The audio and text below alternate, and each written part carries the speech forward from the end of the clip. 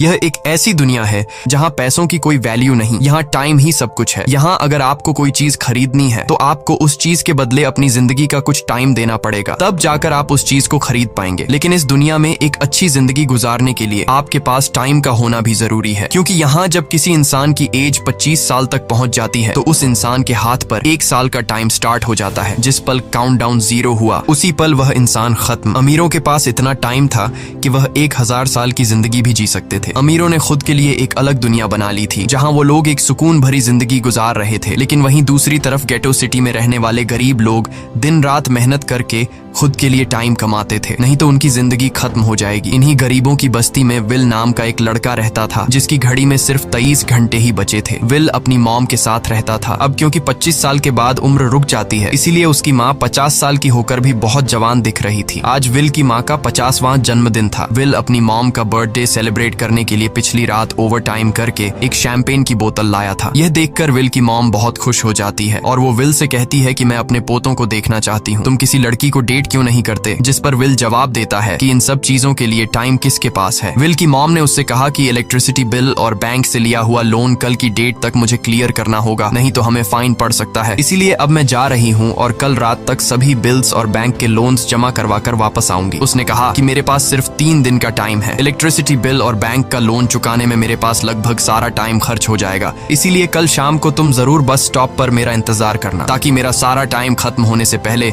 मैं तुमसे कुछ टाइम ले सकूं। इस पर विल ने कहा ठीक है, मैं टाइम पर पहुंच जाऊंगा। जाने से पहले विल की माँ विल के हाथ को छूकर उसकी बॉडी में 30 मिनट ट्रांसफर करती है ताकि विल अच्छा नाश्ता खरीद कर खा सके। इसके बाद दोनों अपने अपने काम पर निकल गए। रास्ते में विल के पास एक छोटी बच्ची आती है। वो विल को एक कैप्सूल देकर विल से उसका थोड़ा सा टाइम मांगती है। विल मुस्कुराते हुए उस छोटी बच्ची को कैप्सूल में अपनी जिंदगी का 5 मिनट का टाइम दे देता है और वह चली जाती है। यहाँ हमें पता चलता है कि यह लोग अपने टाइम को एक कैप्सूल में स्टोर भी कर सकते हैं, जिससे यह लोग कभी भी यूज और ट्रांसफर कर सकते हैं। इसके बाद विल काम के लिए फैक्ट्री पहुंच जाता है। काम शुरू करने से पहले वह कॉफी लेने जाता है, लेकिन वहां वह देखता है कि हर एक चीज का दाम डबल हो गया है। जहां पहले कॉफी 2 मिनट की मिलती थी, अब उसका प्राइस डबल होकर 4 मिनट हो चुका है। यहाँ पर कभी भी किसी चीज का भी दाम बढ़ा दिया जाता है बिना किसी अनाउंसमेंट के। ये बात विल को बहुत बुरी लगती है। मजबूरी में विल ने भी कॉफी के लिए अपनी जिंदगी के 4 मिनट पे किए और काम पर लग गया। दिन भर के काम के बाद रात के वक्त विल अपने दोस्त के साथ एक बार में जाता है। विल का दोस्त 1 नंबर का शराबी था। वह हर वक्त शराब के नशे में टली रहता। विल का दोस्त विल को इशारे में बताता है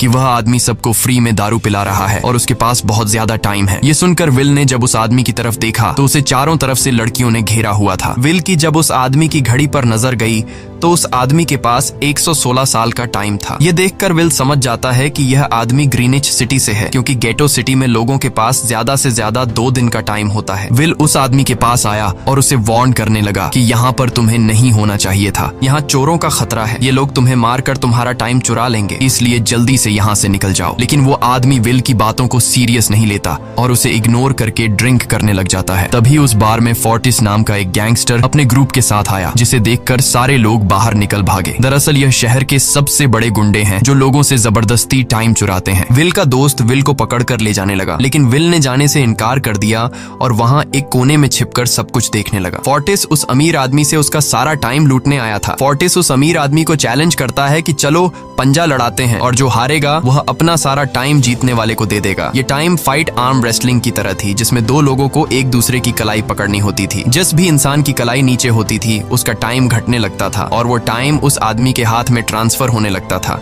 जिसकी कलाई ऊपर होती थी। इस तरह जीतने वाला इंसान सारा टाइम उस दूसरे आदमी से अपनी बॉडी में स्टोर करके उसे मार देता। फोर्टिस उस आदमी से कहता है, क्या तुम इसके लिए तैयार हो? इस पर उस अमीर आदमी ने कहा कि मैंने बहुत ज्यादा ड्रिंक की हुई है, इसलिए मुझे कुछ टाइम चाहिए, उसके बाद मैं तुम्हारे चैलेंज के लिए तैयार हूँ। फोर्टिस कहता है कि ठीक है, ये तुम्हारी आखिरी ख्वाहिश है, जाओ, मैं तुम्हें तैयार होने के लिए कुछ मिनट देता हूँ। फोर्टिस उसके साथ अपना एक आदमी भी भेज देता है ताकि यह भाग न सके। वो अमीर आदमी बाथरूम में आकर बहुत ज्यादा उल्टियां करने लग जाता है, क्योंकि उसे काफी चढ़ गई थी। इसलिए अगर वो इस हालत में फोर्टिस से पंजा लड़ता तो इस अमीर आदमी का हारना कंफर्म था। तभी विल वहां पर आ जाता है। वो फोर्टिस के आदमी को मारकर उस अमीर आदमी को अपने साथ उस जगह से बाहर निकाल लेता है और उसे फोर्टिस से बचाकर एक सेफ जगह पे ले आया। विल ने उस अमीर आदमी से कहा कि मैंने तुमसे कहा भी कि तुम्हारी जान को खतरा है, तुम जानबूझकर अपना टाइम क्यों बर्बाद कर रहे हो। वो आदमी विल को अपना नाम हेनरी बताता है और वो विल से पूछता है कि तुम्हारी उम्र उम्र कितनी है? विल ने बताया 28 साल। हेनरी ने कहा, मेरी उम्र 105 साल है और अब मैं जिंदगी से थक चुका हूँ। मैंने अपनी लाइफ में हर एक चीज का मजा लिया है और अब मुझे इस जिंदगी की जरूरत नहीं है। मैं जीना नहीं चाहता। ये सुनकर विल ने हैरानी से पूछा, आखिर तुम कहना क्या चाहते हो? इस पर हेनरी ने कहा, लगता है तुम अब तक हकीकत से अनजान हो। क्या तुमने कभी सोचा है कि इस दुनिया में अलग अलग टाइम जोन्स क्यों बनाए गए हैं?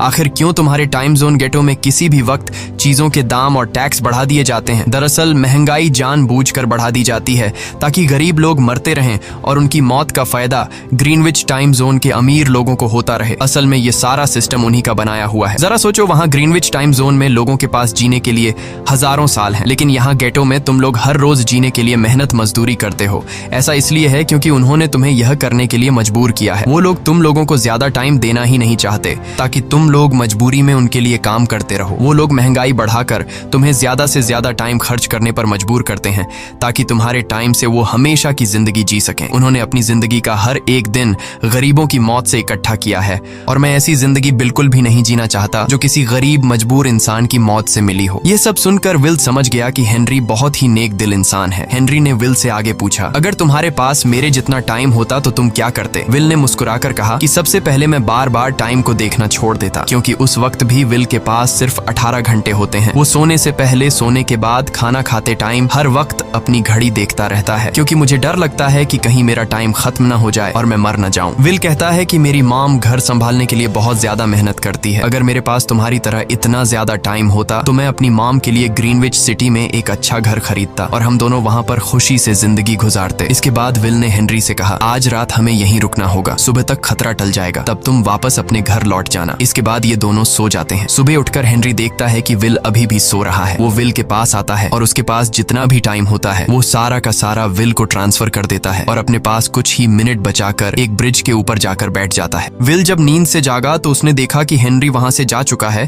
तभी हमेशा की तरह नींद से जागने के बाद विल ने अपनी घड़ी में नजर डाली। विल की घड़ी में 116 साल ऐड हो चुके थे। यह देखकर उसकी आंखें खुली की खुली रह गईं। उसे लगा कि वो अभी भी नींद में है और सपना देख रहा है। इसी दौरान विल की नजर विंडो पर पड़ी जिस पर लिखा था, मेरा टाइम बर्बाद मत करना। वो समझ जाता है कि हेनरी ने मुझे अपना सारा समय दे दिया है। तभी विल ने हेनरी को दूर एक ब्रिज के किनारे पर बैठे देखा। विल जल्दी से हेनरी की तरफ भागा, लेकिन अब बहुत देर हो चुकी थी क्योंकि हेनरी के पास अब बस कुछ ही सेकंड्स बचे थे और थोड़ी देर बाद वो एक झटके से मरकर ब्रिज से नीचे पानी में गिर गया। विल को हेनरी की मौत का बहुत ज्यादा दुख होता है। अब विल के पास 116 साल की जिंदगी थी और वो समझ जाता है कि अगर मैं यहाँ पर रहा तो लोग समझेंगे कि हेनरी को इसी ने मारा है। विल जल्दी से अपने दोस्त के पास जाता है। विल का दोस्त विल के हाथ में इतना सारा टाइम देखकर शॉक रह जाता है, जिसके बाद विल ने अपने दोस्त को दोस्ती की खातिर 10 साल का टाइम दिया। ये देखकर विल का दोस्त उसका दिल से शुक्रिया अदा करता है। विल कहता है कि यहाँ रहना मेरे लिए अब ठीक नहीं, क्योंकि इतने ज्यादा टाइम को देखते हुए मेरा टाइम छीनने के लिए कोई भी मुझे मार सकता है। अब मैं अपनी माँ के लिए ग्रीनविच सिटी में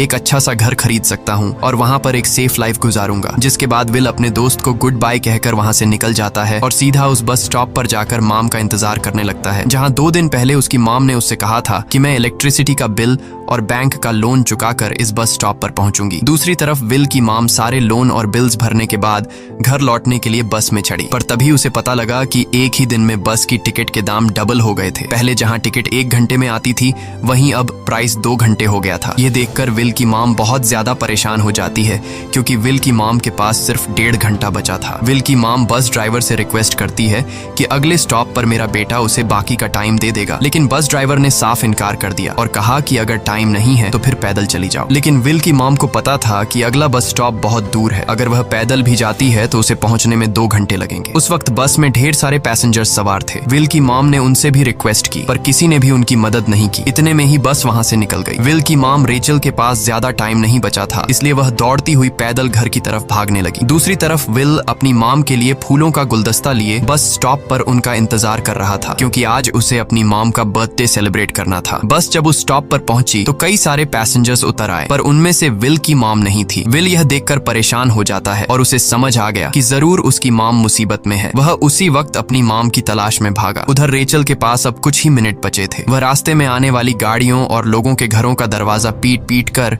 उनसे थोड़ा समय उधार मांग रही थी, लेकिन कोई भी उसकी मदद करने को तैयार नहीं था। इधर विल जब कुछ दूर गया तो उसे उसकी मॉम दौड़ती हुई नजर आ गई। अपनी मॉम को भागते हुए देख विल समझ गया कि उनके पास ज्यादा टाइम नहीं है। वह अपना अपना हाथ आगे करके तेजी से उनकी तरफ दौड़ने लगा। उधर रेचल के पास अब सिर्फ 10 सेकंड्स ही रह गए थे। वह भी पूरी तेजी से विल की ओर भाग रही थी, लेकिन जैसे ही रेचल अपने बेटे विल के पास पहुंची, उसका टाइम खत्म हो जाता है और वह मर जाती है। यह देखकर विल को बहुत दुख होता है, क्योंकि उसने अपनी मॉम के लिए क्या कुछ नहीं सोचा था। वह चीख चीख कर रोने लगा। अगली सुबह तक हेनरी की डेड बॉडी टाइम कीपर्स को मिल चुकी थी। ये टाइम कीपर्स वहां पर इन्वेस्टिगेशन करते हैं। आज की दुनिया में टाइम कीपर्स होते थे जो पुलिस की तरह थे। इन टाइम कीपर्स का काम भी क्राइम को रोकना होता है। टाइम कीपर्स के ऑफिसर रेमंड ने उस जगह में अच्छी तरह से जांच की, लेकिन उसे कोई भी क्लू नहीं मिला। तभी रेमंड की नजर उस ब्रिज के पास लगे सीसीटीवी कैमरा की तरफ गई। वह सीसीटीवी फुटेज चेक करने सीसीटीवी रूम के लिए निकल पड़ा। दूसरी तरफ विल समझ चुका था कि उसकी मॉम की मौत के लिए ग्रीनिच में रहने वाले अमीर लोग ही जिम्मेदार हैं,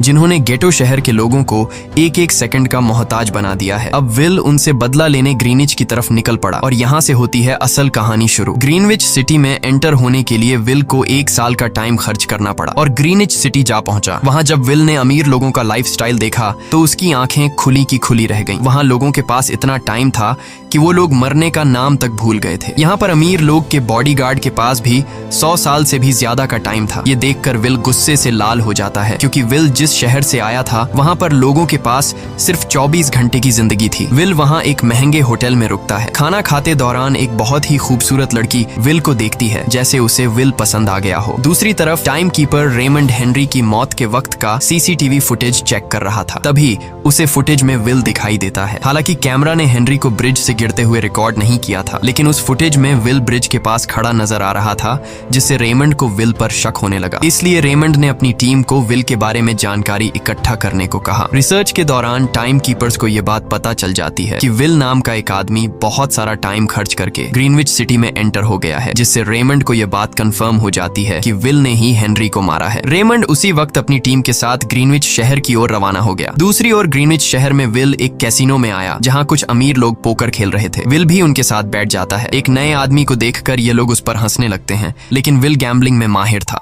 आज उसके लिए अमीरों से पैसे निकालने का सबसे अच्छा मौका था। विल ने फिलिप नाम के एक रईस आदमी के साथ पोकर की बाजी खेली। फिलिप यहाँ का सबसे रईस इंसान है। उसके पास खुद का एक टाइम बैंक है जो लोगों को लोन पर टाइम देता है। फिलिप के साथ उसकी डॉटर भी बैठी होती है। यह वही लड़की है जो कुछ देर पहले विल को गौर से देख रही थी। गेम जब शुरू हो जाती है तब विल अपनी लाइफ का सारा टाइम दांव पर लगा देता है और अपनी माइंड के बदौलत वो फिलिप से 1100 साल जीत जाता है। यह देखकर फिलिप की बेटी सिल्विया विल से काफी ज्यादा इम्प्रेस हो जाती है। उसने विल को कल रात अपने घर पार्टी पर इनवाइट किया। फिर अगली शाम विल एक नई नवेली कार खरीदकर फिलिप की पार्टी में जा पहुंचा। वहीं पार्टी के दौरान विल और सिल्विया डांस करने लगते हैं और सिल्विया मन ही मन विल को दिल दे बैठी। वो अपनी दिल की बात विल से करने ही वाली थी कि तभी टाइम कीपर रेमंड अपनी टीम के साथ वहां पहुंचता है और विल को पकड़ लेते हैं। विल को खूनी समझकर सिल्विया भी उससे नाराज हो गई। रेमंड ने सबसे पहले विल का सारा टाइम उससे छीनकर सिर्फ 2 घंटे दिए। उसके बाद वो विल को हेनरी के खून के इल्जाम में गिरफ्तार करने लगा। रेमंड विल से पूछता है कि तुमने हेनरी को क्यों मारा। विल उसे कहता है कि मैंने उसे मारा नहीं था,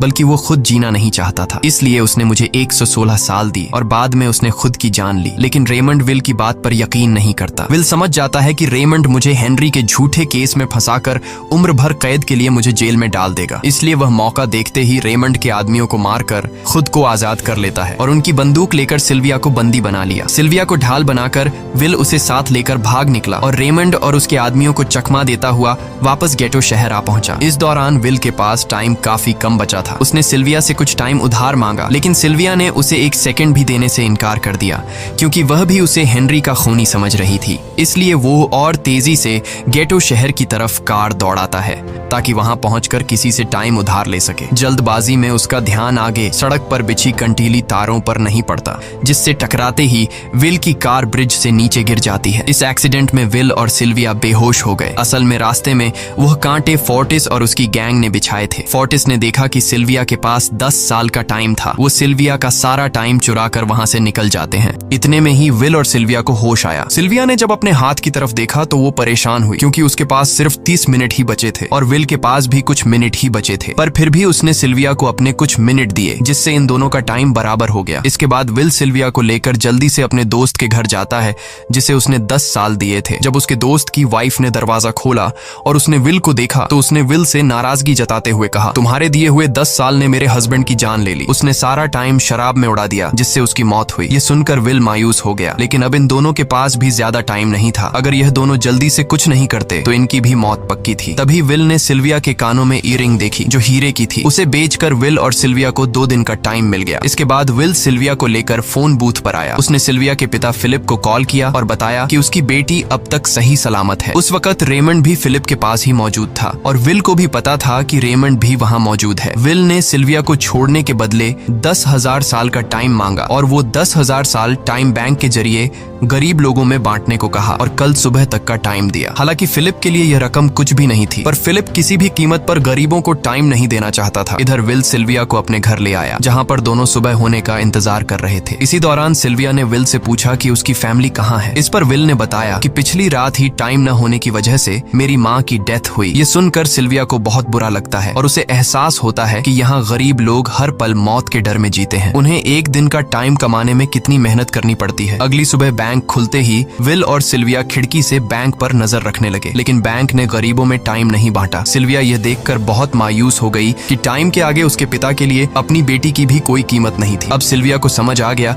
कि उसके पिता सिर्फ बिजनेसमैन नहीं है, बल्कि वो इस सिस्टम के हेड हैं। वो गरीब लोगों की मौत से अपनी जिंदगी के साल जमा करते हैं। सिल्विया को यूं मायूस देखकर विल ने उसे वापस घर भेजने का फैसला किया। वो उसे फोन बूथ पे ले आया और अपने पिता को कॉल करके अपने लिए मदद बुलाने को कहा। इस दौरान विल सिल्विया को वेपन भी दे देता है ताकि वो खुद की हिफाजत कर सके। इधर सिल्विया फोन पर अपने पिता से बात कर रही थी कि तभी टाइम कीपर रेमंड चुपके से वहां आ पहुंचा और विल पर गन तान दी। रेमंड विल पर गोली चलाने ही वाला था कि तभी सिल्विया ने रेमंड को देख लिया और घबराहट में रेमंड पर गोली चला दी। ये देख विल घबरा कर रेमंड के पास आया। हालांकि वो गोली रेमंड के हाथ को छू कर निकल गई थी। रेमंड के हाथ से बहुत खून निकल रहा था। विल ने रेमंड की घड़ी देखी। रेमंड के पास सिर्फ 2 घंटे बचे थे। दरअसल टाइम कीपर्स को भी सैलरी के तौर पर हर रोज 1 दिन का ही टाइम मिलता था। विल समझ गया कि जब तक रेमंड के पास उसके टीम वाले पहुंचेंगे तब तक रेमंड का ज्यादा खून बहने की वजह से उसकी मौत हो गई होगी। इसलिए विल रेमंड को 2 घंटे का टाइम देते हुए रेमंड की कार को लेकर वहां से निकल गया। रेमंड को गोली मारकर अब सिल्विया भी क्राइम लिस्ट में आ चुकी थी। हालांकि विल ने सिल्विया से कहा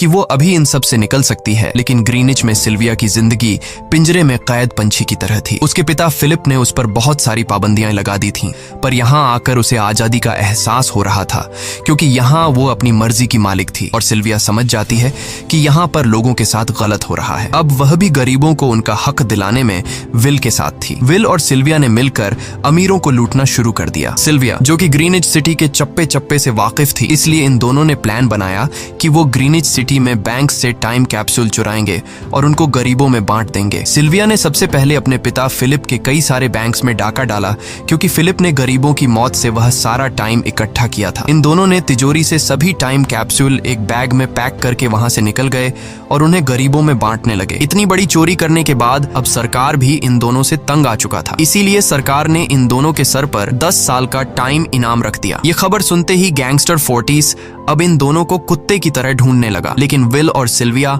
हर रोज अपना ठिकाना बदलते रहते थे जिससे वो किसी के हाथ नहीं आते थे। ये दोनों एक होटल में छुपे हुए थे। इनके पास टाइम की कमी तो थी नहीं, इसलिए उन्होंने पूरे होटल को ही बुक कर लिया था। फोर्टिस इन दोनों की तलाश में उस होटल के बाहर आ पहुंचा। वहां उसने कुछ लोगों को पकड़कर उनसे विल और सिल्विया के बारे में पूछने लगा, लेकिन उन लोगों पर विल और सिल्विया के बहुत एहसानात थे, इसलिए ये लोग मरने के लिए तो तैयार थे, पर विल और सिल्विया का ठिकाना बताने के लिए तैयार नहीं थे। लेकिन जब फोर्टिस ने उन लोगों पर बहुत ज्यादा जोर जबरदस्ती की तो उनमें से एक बंदा मौत के डर से फोर्टिस को उस होटल के बारे में बता देता है जहां विल और सिल्विया छुपे हुए थे, जिसके बाद फोर्टिस फौरन अपनी गैंग के साथ वहां पर पहुंच जाता है और इन दोनों को पकड़ लेता है। अब विल और सिल्विया का उनसे बच पाना नामुमकिन था। फोर्टिस ने विल को एक टेबल पर बैठा दिया और उसे टाइम फाइट के लिए चैलेंज किया। विल समझ गया कि अगर मैंने चैलेंज से इनकार किया तो फोर्टिस के गैंग वाले लोग मुझे मार देंगे, इसलिए क्यों ना आज इसके साथ पंजा आजमाया जाए। फोर्टिस और विल ने एक दूसरे की कलाई पकड़ ली और मौत का खेल शुरू हुआ। फोर्टिस माहिर खिलाड़ी था, उसने शुरुआत में ही विल का हाथ नीचे कर दिया, जिससे विल का टाइम तेजी से फोर्टिस में ट्रांसफर होने लगा। लेकिन विल बिल्कुल जोर ही नहीं लगा रहा था, जैसे कि वो जानबूझकर हार रहा हो। पर जैसे ही विल के पास अपनी लाइफ के 3 से 4 सेकंड बचे, तभी विल ने अपनी पावर दिखाई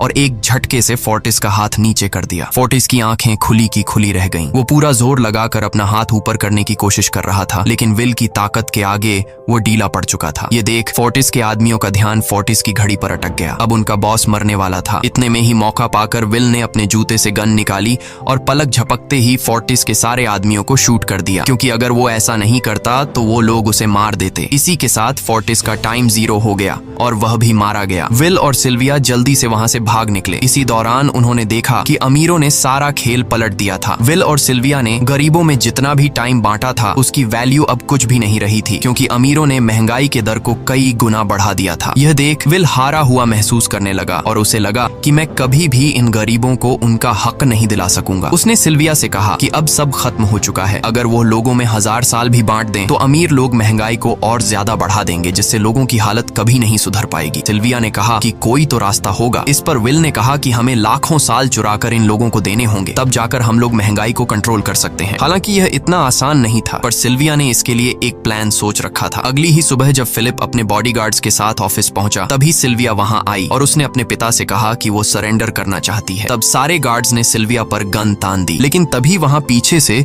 गार्ड के बेस में छिपा विल वहां आ पहुंचा। उसने फिलिप के सर पर गन रखी और उसके जरिए लॉकर का दरवाजा खुलवाया। विल और सिल्विया ने फिलिप के लॉकर से एक टाइम कैप्सूल चुरा लिया, जिसमें 10 लाख साल का टाइम मौजूद था। इस टाइम कैप्सूल का एक साल गरीबों की ही मौत से आया था। विल और सिल्विया वह टाइम कैप्सूल लेकर भाग जाते हैं। इधर रेमंड को जब यह बात पता चली तो वह फौरन विल और सिल्विया के पीछे लग गया। जब रेमंड ने अपने हाथ पर घड़ी को देखा तो उसके पास 1 घंटे से भी कम टाइम बचा हुआ था। वह हेडक्वार्टर कॉल करके कहता है कि मुझे मेरी सैलरी कैप्सूल में भेज दो, मेरे पास टाइम कम है। लेकिन इससे पहले कि वह अपनी बॉडी में कैप्सूल से टाइम ट्रांसफर कर पाता, उसे विल की कार दिख जाती है और वह कैप्सूल से अपनी बॉडी में बिना टाइम ट्रांसफर किए उनके पीछे लग जाता है, क्योंकि अगर वो 10 लाख साल गरीबों को मिल जाते तो गेटो टाइम जोन का हर एक इंसान अमर हो जाता और अमीरों का बनाया पूरा सिस्टम तहस नहस हो जाता। रेमंड ने विल और सिल्विया को पकड़ने के लिए अपनी पूरी जी जान लगा दी, लेकिन वो उन्हें रोक नहीं पाया। विल और सिल्विया रेमंड को चकमा देकर गेटो शहर आ गए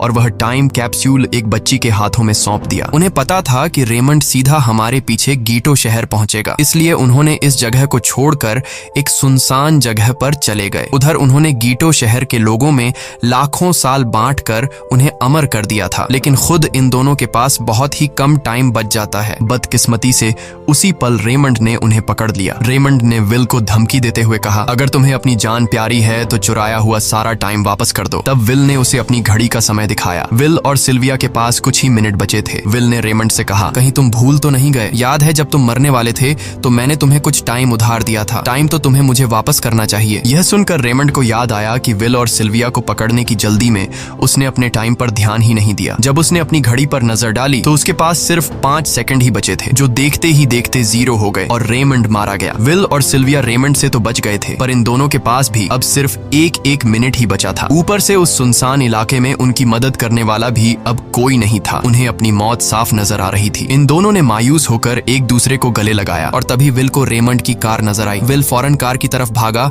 और वहां पहुंचकर उसने रेमंड की सैलरी का टाइम अपनी घड़ी में ट्रांसफर कर दिया। इसके बाद वह सिल्विया को भी टाइम देने उसकी ओर भागने लगा। सिल्विया भी तेजी से विल की ओर दौड़ रही थी। सिल्विया के पास कुछ ही सेकंड्स बचे हुए थे। यह बिल्कुल उसी तरह का पल था जिस तरह से विल ने अपनी मॉम को खोया था। विल ने अपनी मॉम को तो खो दिया था, पर सिल्विया को नहीं खोना चाहता था। विल सिल्विया के बिल्कुल करीब ही था, पर तभी सिल्विया विल की बाहों में गिर पड़ी। लकीली विल ने सही वक्त पर सिल्विया का हाथ थाम लिया था, जिससे उसकी जान बच गई। विल और सिल्विया की बदौलत अब डेटन शहर के सारे लोग अमर हो चुके थे। अब उन्हें एक घंटे कमाने के लिए फैक्ट्रीज में काम करने की जरूरत नहीं थी। वह सभी अपने सपनों को पूरा करने ग्रीनिच शहर की ओर निकल पड़े, जिससे अमीरों का बनाया सारा सिस्टम फेल हो गया। वहीं इसी के साथ यह कहानी खत्म हो जाती है। अगर आपको वीडियो अच्छी लगी हो तो हमारे चैनल को सब्सक्राइब और वीडियो को लाइक जरूर कीजिएगा।